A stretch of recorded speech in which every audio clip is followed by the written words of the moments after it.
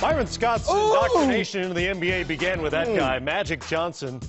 You played 8 seasons with the Hall of Famer in Los Angeles, and that just began a run of incredible point guards you've been able to play with and or coach.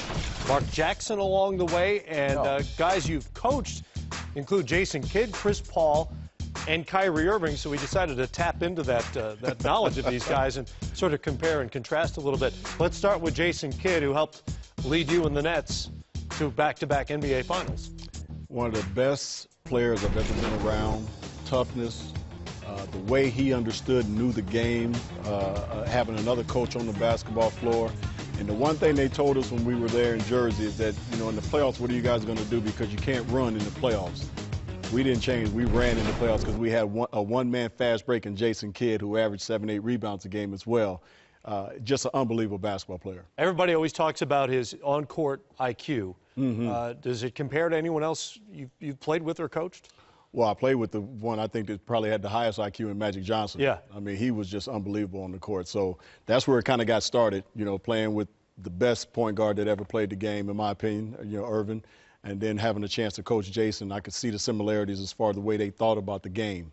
And then Chris Paul, you know, having an opportunity to coach Chris Paul his rookie year in his first 3 or 4 years in the league, you could see the way his wheels were turning on the court as well. He just saw things in a different light than other players did, you know, and he was one of our better leaders, I think. And I think today in the NBA, Chris Paul is the best leader in basketball. I really believe that. He has a way of getting guys to buy into playing the right way and doing it for the team, not the individual. So, you know, having those two guys, my first 2 coaching stints were a blessing. And then all of a sudden I get another guy named Kyrie Irving that has a little bit of everything, you know. Offensively, this guy has no weaknesses whatsoever. You know, he is that much farther along than Chris and then Jason was on the offensive end. Amazing what a good shooter he was right from the get-go. The people were talking about he can't shoot the ball. I was like, are you crazy? I've seen this kid in practice shoot the ball, and the way he shot it his first year and then even last year, the way he was able to shoot the ball. Offensively, like I said, has no weaknesses. He can do a little bit of everything on the offensive end. When you talk about coaching Chris Paul, you see Chris Paul off the court, just a nice smile. Yeah. But, you know, he's such a competitor, Byron, and is that same competitiveness in practice where he's getting after guys and basically, you look at him, it gets a little edgy with him versus no doubt bigs about and it. smalls that he's playing against. No doubt about it. In practice, Chris is one of those guys that, you know, he's a superstar that would do whatever you ask him to do in practice. But as soon as you say we got a scrimmage, we're playing 5-on-5, I mean, his height and the heightness of his awareness as far as playing goes sky high. Yeah. Because he wants to win that.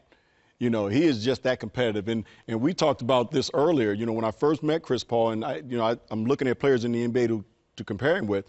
First name that came to my mind was Isaiah Thomas. You know, the baby face, the smile, but on the court, he wants to rip your heart off. He will do whatever he has to do to win that basketball game, and that is Chris Paul.